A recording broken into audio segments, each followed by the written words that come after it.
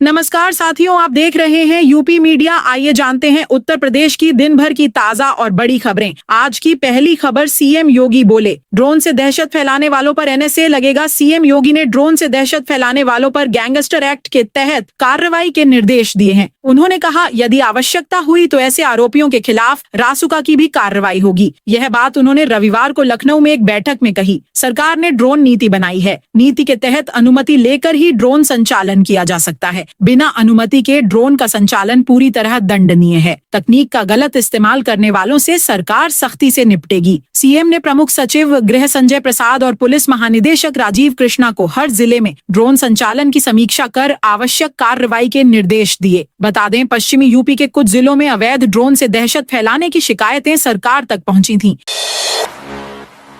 प्रयागराज में एक मंजिल तक घर डूबे, 250 गांव कटे। प्रयागराज में रोजमर्रा की जिंदगी अब लहरों पर डोलती नावों पर चल रही है। गंगा और यमुना का वाटर लेवल डेंजर पॉइंट खतरे के निशान से ऊपर है। इस वजह से गंगा पार और यमुना पार के 250 गांव शहर से कट गए हैं। रास्ते बांट के पानी में डूबे हैं। यहाँ रहने वाली 10 लाख लोगों को अब नाव का ही सहारा बचा है। कहीं पानी में लाश उतर आती दिख रही है तो कहीं जानवरों को बांधने की भी जगह नहीं बची। 10,000 घरों में बाढ़ का पानी घुस चुका है। ग्राउंड फ्लोर डूबे हुए हैं। लोग अपने घरों को छोड़कर सुरक्षित जगह शिफ्ट हो रहे हैं। इन गांवों को बिजली सप्लाई करने वाले 33 केवीए बिजली सबस्टेशन डूब चुके हैं। 200 गांवों की बिजली गुल है। इन इलाकों में रहने वाले लोग सिर्फ मोबाइल चार्ज करने के लिए 2 घंटे नाव से सफर कर शहर जाते हैं।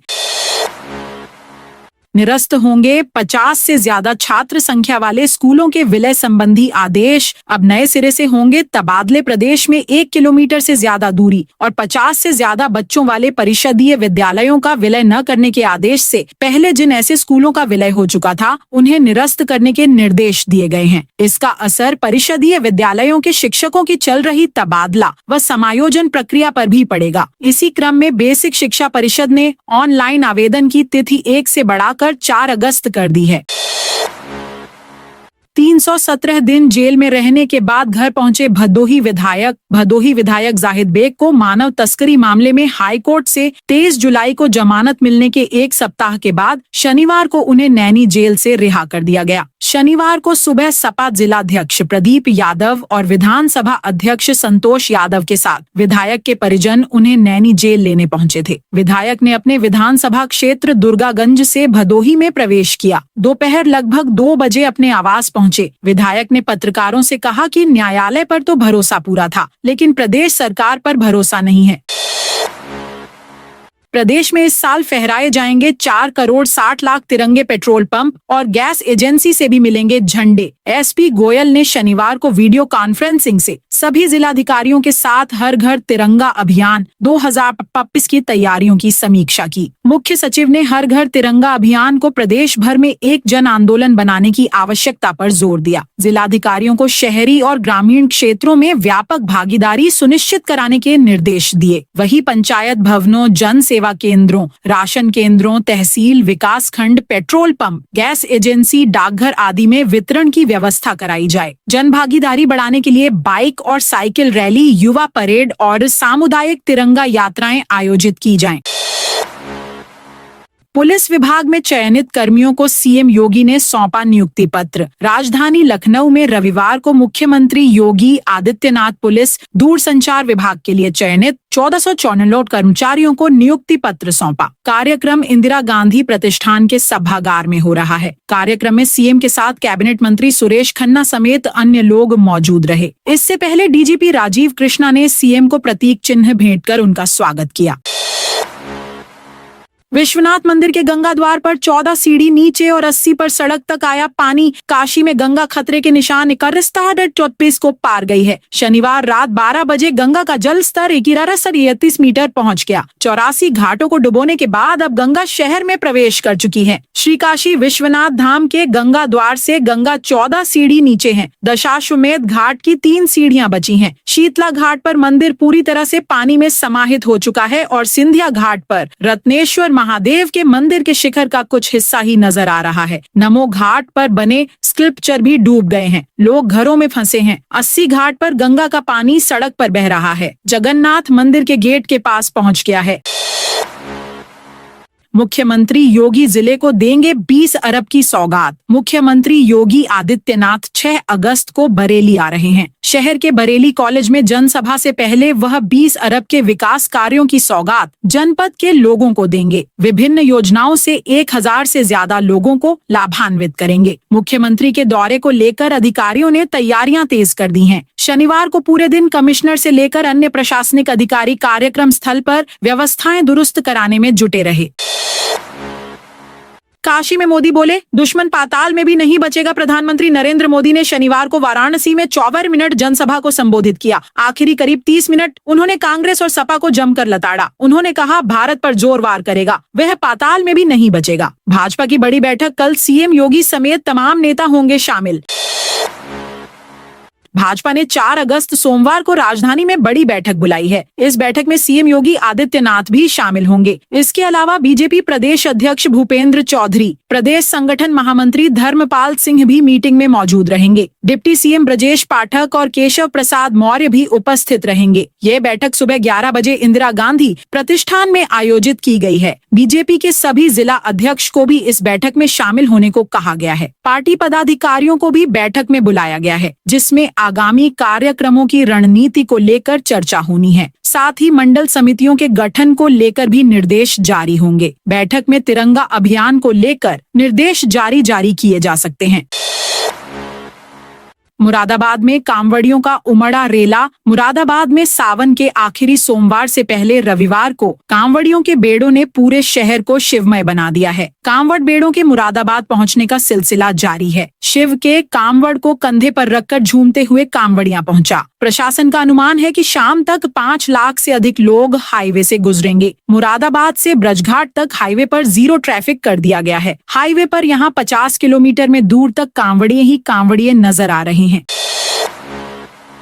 चित्रकूट में यमुना पयस्वनी नदियों का जलस्तर बढ़ा। चित्रकूट में यमुना और पयस्वनी नदी के बढ़ते जलस्तर से तिरहार क्षेत्र में बाढ़ जैसे हालात बन गए हैं। सरधुआ अर्की मार्ग पर पानी बह रहा है और राजापुर कमसिन मार्ग पर 1.5 से 2 फीट तक पानी भर जाने से आवागमन ठप हो गया है। सड़कों पर अब नावें चल रही हैं और 50 गांवों का संपर्क पूरी तरह से टूट गया है। शनिवार रात से यमुना और पयस्वनी नदी का जलस्तर लगातार 10 सेमी प्रति घंटे की रफ्तार से बढ़ रहा है, जिससे तलहटी पर बसे गांवों में दहशत का माहौल है। सरधुआ अर्की मार्ग से अतरौली, नैनी, धौरहरा, बरद्वारा, चांदी, धुमाई, बकटा, हंसता, बेलास और चिल्लीमल जैसे गांवों के लोग रोजाना आवाजाही करते थे, लेकिन अब इस मार्ग पर 10-12 फीट पानी भरने से यह पूरी तरह बंद हो गया है।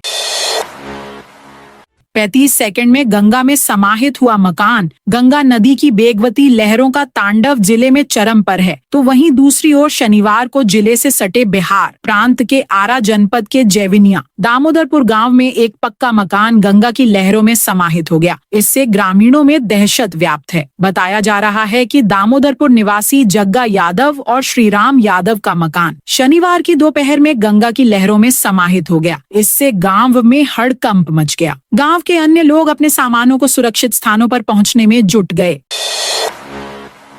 धर्मांतरण गिरोह मास्टरमाइंड ने खोले चौंकाने वाले राज। अवैध धर्मांतरण का पूरा रैकेट हवाला से चल रहा था। 6 राज्यों में फैले एजेंट गिरोह से जुड़े लोगों को रकम पहुंचाया करते थे। पुलिस को ऐसे कई नाम मिले हैं जिनके बारे में जानकारी जुटाई जा रही है। दिल्ली के मास्टरमाइंड अब्दुल रहमान को पुलिस ने शनिवार को सीजेएम कोर्ट में पेश किया। उसकी 4 दिन की रिमांड फिर मांगी। इसे कोर्ट ने मंजूर कर लिया। अब वह 5 अगस्त तक पुलिस रिमांड पर रहेगा। इसमें कई जानकारी हाथ लगी है। पता चला कि अवैध धर्मांतरण गिरोह को पाकिस्तान सहित कई अन्य देशों से भी फंडिंग की जा रही थी। यह रकम खातों में न आकर हवाला के माध्यम से एजेंट धर्मांतरण करने वाले आरोपियों तक पहुंचाया करते थे। पुलिस को 10 से अधिक खातों की जानकारी मिली है। वहीं दिल्ली, उत्तर प्रदेश, राजस्थान, मध्य प्रदेश, गोवा, महाराष्ट्र, पश्चिम बंगाल में सक्रिय हवाला के एजेंटों के बारे में जानकारी मिली है।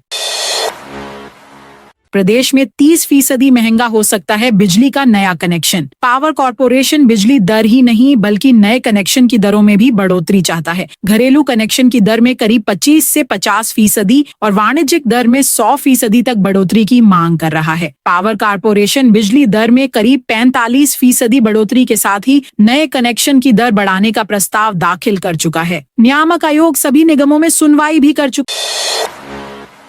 का है। 2.5 मिनट के वीडियो में देख सकेंगे राम मंदिर निर्माण की पूरी यात्रा। जिस यात्रा को युगों ने देखा, संघर्षों ने संजोया और श्रद्धा ने सींचा, उसी राम मंदिर निर्माण की दिव्य गाथा अब 2 मिनट 54 सेकंड की चलचित्र में जीवंत हो उठी है। श्री राम जन्मभूमि तीर्थ क्षेत्र ट्रस्ट की ओर से जारी इस विशेष वीडियो में भूमि पूजन की पुण्य स्मृति से लेकर मंदिर के भव्य स्वरूप तक का विराट सफर मन को भाव विभोर कर देता है। यह वीडियो राम मंदिर के भूमि पूजन की वर्षगांठ से ठीक 4 दिन पहले जारी किया गया है, जिसने मंदिर निर्माण की यात्रा को जीवंत कर दिया। सोमवार तक बदली रहेगी बरेली की सड़कों पर यातायात व्यवस्था। बरेली में कांवड़ यात्रा के चलते 1 माह से चल रहा नेशनल और स्टेट हाईवे पर रोडवेज बसों व भारी वाहनों का डायवर्जन सोमवार रात से खत्म हो जाएगा। सावन का चौथा और अंतिम सोमवार 4 अगस्त को है। इससे पहले शुक्रवार रात 8 बजे से सोमवार रात 10 बजे तक एक बार फिर से डायवर्जन लागू कर दिया गया है। अयोध्या में गौशालाओं में लगेंगे सीसीटीवी कैमरे। अयोध्या जिले के मुख्य विकास अधिकारी कृष्ण कुमार सिंह ने सभी खंड विकास अधिकारियों को निर्देश जारी किए हैं। उन्होंने कहा कि गो आश्रय स्थल की देखरेख और प्रभावी संचालन मुख्यमंत्री की प्राथमिकता वाली योजनाओं में से एक है। मुख्यमंत्री ने ऑनलाइन बैठक में जनपद की सभी गौशालाओं में गोवंशों की देखरेख, सुरक्षा और निगरानी व्यवस्था को मजबूत बनाने के लिए सीसीटीवी कैमरे लगाने का निर्देश दिया है। इससे गो आश्रय स्थलों में होने वाली गतिविधियों पर नजर रखी जा सकेगी। वाराणसी में पकड़ा गया फर्जी सिपाही गर्लफ्रेंड को खुश करने के लिए वर्दी में भेजता था। फोटो वाराणसी में रामनगर किले के पास शनिवार रात एक फर्जी सिपाही गिरफ्तार किया गया है। एसीपी कोतवाली प्रजा पाठक फोर्स के साथ शनिवार की रात टीम किला मार्ग पर किशोरी बालिका इंटर कॉलेज के आसपास गश्त कर रही थी। इस दौरान आरोपी वर्दी में दिखा। हाव भाव देखकर शक होने पर रोक लिया और पूछताछ की। इस पर आरोपी ने सच कबूल दिया। उसने बताया कि उसका नाम सिद्धार्थ है। वह चंदौली के सकलडीहा थाना क्षेत्र के भोजपुर का रहने वाला है। बाढ़ राहत के लिए सीएम ने बनाई 11 मंत्रियों की टीम। उत्तर प्रदेश में बाढ़ की गंभीर स्थिति को देखते हुए मुख्यमंत्री योगी आदित्यनाथ ने प्रभावी तरीके से राहत एवं बचाव कार्यों के लिए मंत्रियों की टीम 11 का गठन किया है। यह टीम बाढ़ प्रभावित 12 जिलों में राहत कार्यों की निगरानी करेगी, साथ ही हर प्रभावित जनता तक सहायता पहुंचाना सुनिश्चित करेगी। सीएम ने टीम 11 में शामिल मंत्रियों को संवेदनशीलता, तत्परता और पारदर्शिता से कार्य करने को कहा है। वहीं संबंधित जिलों के डीएम, एसपी, सीएमओ और समेत अन्य अधिकारियों को 24 घंटे फील्ड में रहकर बाढ़ की स्थिति और राहत कार्यों पर नजर रखने के भी निर्देश दिए हैं। वाईफाई स्मार्ट मीटर सबसे पहले कानपुर में 24,000 लगाने का काम शुरू। उत्तर प्रदेश सरकार के निर्देश पर पूरे प्रदेश में वाईफाई कनेक्ट तकनीक के मीटर लगाए जाने हैं। इन मीटरों को पायलट प्रोजेक्ट के तहत शहर में सबसे पहले लगाना शुरू किया गया है। इसमें 4G नेटवर्क के 2 सिम होंगे। अगर आप इंटरनेट की समस्या की वजह से मोबाइल से बिल नहीं जमा कर पा रहे हैं तो मीटर में लगे वाईफाई के बटन को क्लिक करके मोबाइल से कनेक्ट करके रिचार्ज कर पाएंगे। बैलेंस खत्म होने पर रिचार्ज न होने की समस्या को देखते हुए यह व्यवस्था की जा रही है। इससे अलर्ट मैसेज न मिलने, सर्वर को डाटा भेजने में देरी से कनेक्शन और डिसकनेक्शन जैसी समस्या खत्म हो जाएगी। पायलट प्रोजेक्ट के तहत कानपुर में 24,000 नई तकनीक के स्मार्ट मीटर लगाए जाएंगे। इन मीटरों को लगाने की जिम्मेदारी जींस कंपनी को सौंपी गई है और कंपनी को पूरा काम 1.25 साल में खत्म करना है।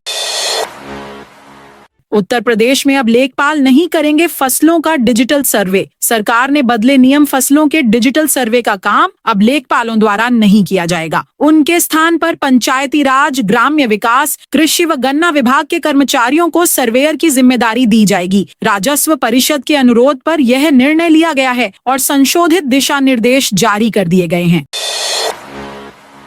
गाजियाबाद में अवैध निर्माण पर चला बुलडोजर। इंदिरापुरम में नर्सरी के लिए आवंटित भूमि पर किए गए अवैध निर्माण पर गाजियाबाद विकास प्राधिकरण ने कार्रवाई कर ध्वस्त कराया। प्रभारी प्रवर्तन जोन 6 के नेतृत्व में शनिवार को अवैध निर्माण पर बुलडोजर चलाया गया। इंदिरापुरम आवासीय योजना के तहत भूखंड संख्या 14 ज्ञानगढ़ 1 में मानकों से अतिरिक्त कराए गए निर्माण को ध्वस्त कराया गया। इसके बाद वर्ल्ड रेजिडेंसी के निकट ग्रीन वर्ज पर प्राधिकरण द्वारा नर्सरी के लिए आवंटित की गई भूमि पर को कब्जा हटाकर खाली कराया गया। पुलिस बल के साथ प्राधिकरण की टीम ने कार्रवाई की। तो दोस्तों, यह थी आज यूपी के सभी जिलों की खबरें। आप इस वीडियो को कौन से जिले से देख रहे हैं, उस जिले का नाम बताइए।